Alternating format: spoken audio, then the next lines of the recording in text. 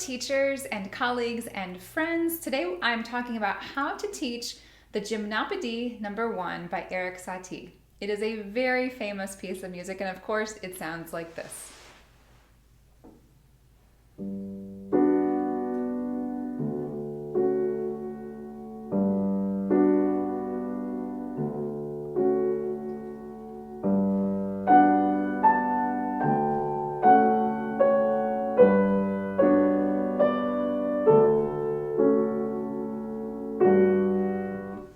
Because this is one of the most well-known pieces in the piano repertoire, it's one that students will often ask to play. It's also one that I included on my listening list, which is simply called Piano Pieces Every Piano Student Should Know.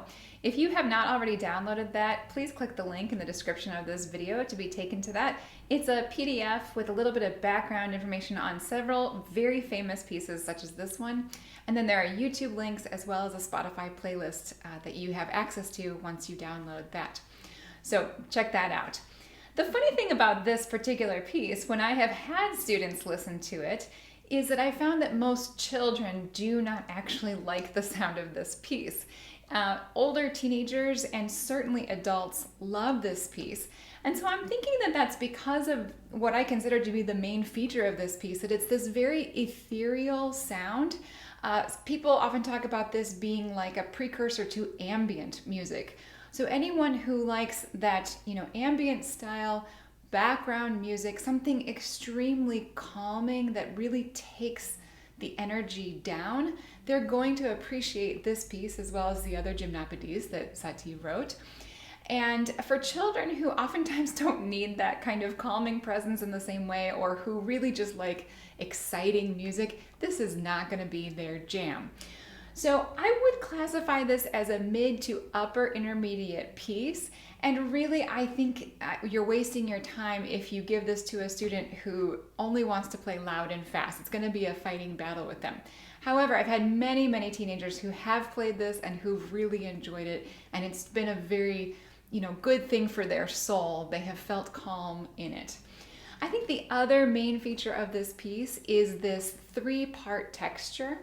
And this is something that I don't always see people talking about when they do tutorials on this piece. That we have 3 things going on. On the bottom, we have a bass line.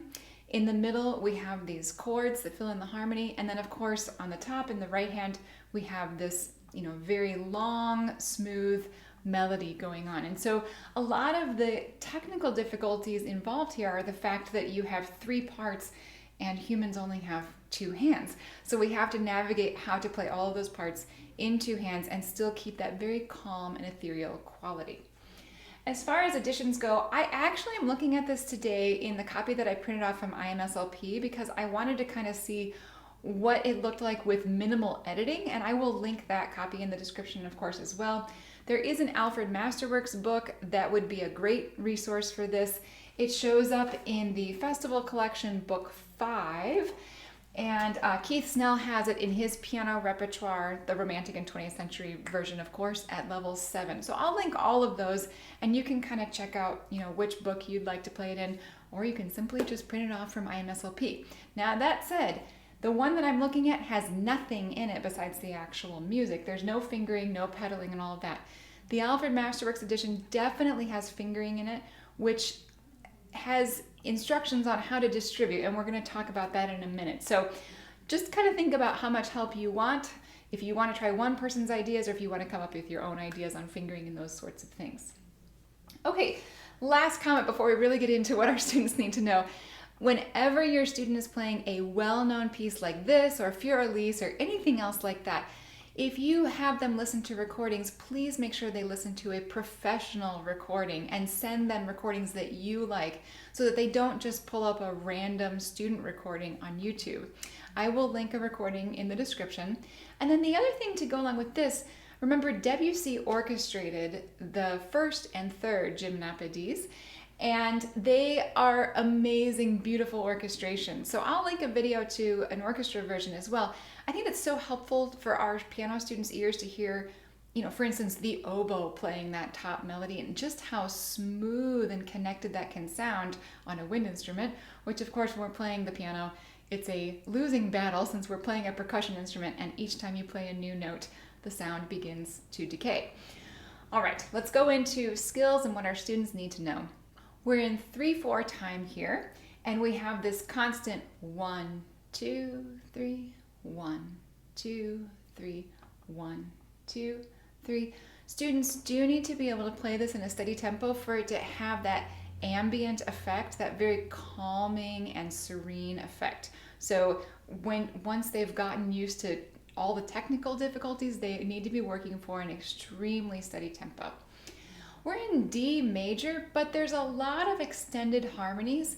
So that's up to you, the level of student that you're working with this, and if he or she is inclined towards theoretical discussions, you can really have a nice conversation about what is going on harmonically. Now the two chords that go back and forth, we have this a G major 7, which is a very jazz-like chord, and of course Satie is writing in the time of early jazz and really appreciating, like his colleagues, like Debussy, appreciating influences from around the world. So that major 7th chord, and then again another major 7th chord, this D major 7. So it's just this alternation between G major 7 and D major 7. Of course, the voicing makes it sound nicer than what I just did when I played it in root position. We have the 7th on top, and then the 3rd on top, which is the common tone between those chords.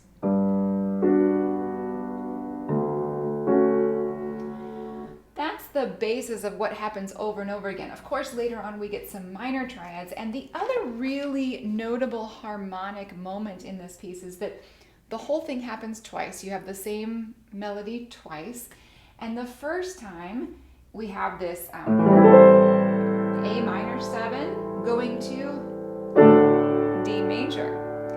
But at the very end, it goes from that A minor 7 to D minor. That is a great opportunity for you to talk with your student. Why would he end this two different ways? Why would he end it in major first and in minor the second time? If you have a student who's very creative and imaginative, you can have a nice conversation about what is the storyline, what was Satie imagining, or what picture did he have in his head?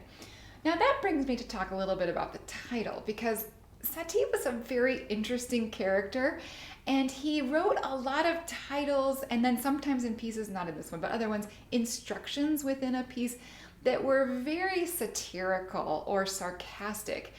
And there's been a lot of ink spilled on what this title might mean, but from what I have read, a Gymnopedie refers to an ancient Greek festival that would involve a lot of interesting things happening and probably some frenetic activity, which is exactly the opposite of what this music sounds like. So is this Satie just being sarcastic, like he's using an opposite kind of title? I don't know. I think you can do your own research and again, talk with your student, get his or her imagination engaged. Okay, so let's talk about this 3-tiered texture. If I had 3 hands, I could play the bass in my left hand, use a different hand to play this, and then play the melody. And I actually think that playing the bass line and chords in 2 hands is a phenomenal way to practice this. So just doing this.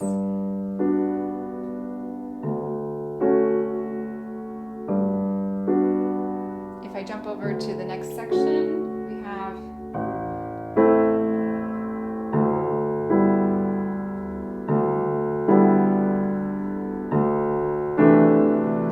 those kinds of things, because our ears are so drawn to the melody that it's going to be really helpful for your students' accuracy if they just go through the chords. In fact, they could just do the chords in the middle alone and then add the bass line, or those 2 things together.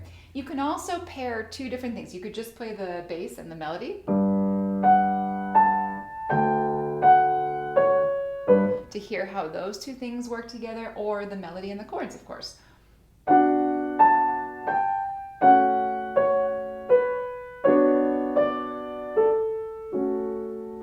That will help with accuracy and truly hearing all 3 things that are happening. And then we get to the issue of which hand should play which notes. A lot of times people play all of this with their left hand, which is fine. That's what you're going to have to do later. A lot of pianists will advocate for playing those first 4 bars chords with the right hand so that you can play them very softly and not have the jump.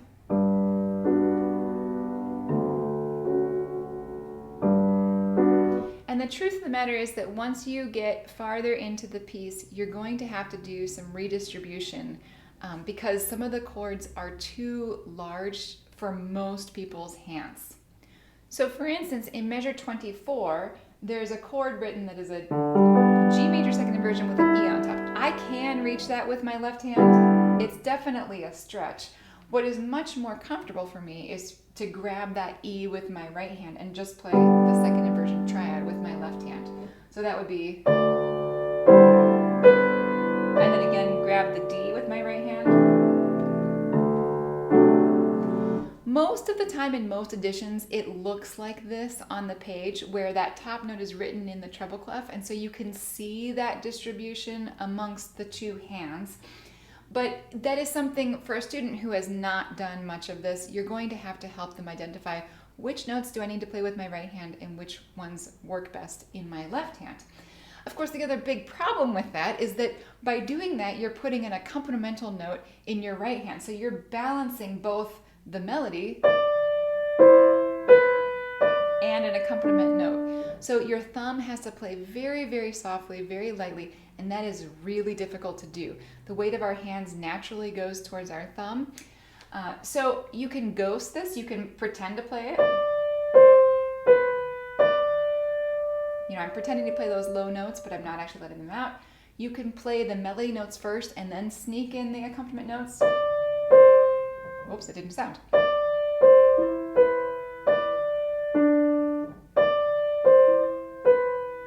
And then just let it go right at the same time. But it is quite difficult. It's also difficult to play those chords softly with your left hand when you have to move very quickly.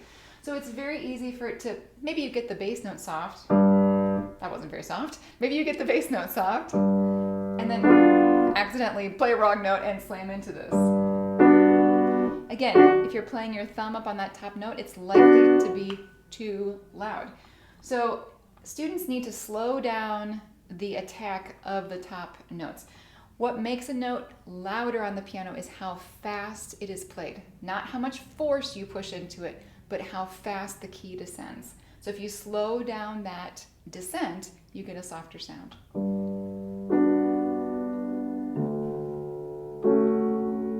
Really working on how to play that softly. Most intermediate students are not going to play this consistently 100% soft. There's going to be a couple of bumps here and there. And so in that way, this is a great etude in learning how to do that, how to play softly, and in how to move your left hand around the keyboard with freedom. You know, remember, always align the arm behind the hand. You want to avoid these kinds of motions, or these kinds of motions whenever possible. One other concern for this piece, of course, is damper pedal. And as an aside, I think you could use una corda pedal quite effectively in this piece, particularly when it's pianissimo. But I'm not going to give you any more ideas on that. So let's talk about damper pedal. I think it is important, in my opinion, that the bass notes ring through for the whole measure. So when you're coming up for those chords, like in measure 20,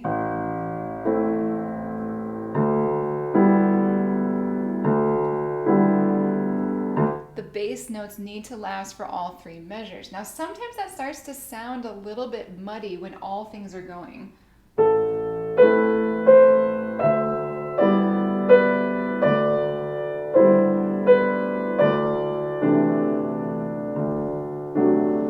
But I think it actually works, and I think in this style it's fine if there's a little bit of that blurry overlap. Students need to be encouraged to let those sounds kind of wash together. If it gets too blurry, you can always experiment with a half clearing of the pedal and see if that does the trick for making it sound clearer. I hope that gives you a few ideas on how to teach the first Gymnopedie by Satie. It's a wonderful and really quirky and interesting piece, as is everything else that he wrote. Please subscribe to my channel if you haven't already. Share this video with a colleague or friend if you found it useful, and I wish you all the best in your teaching.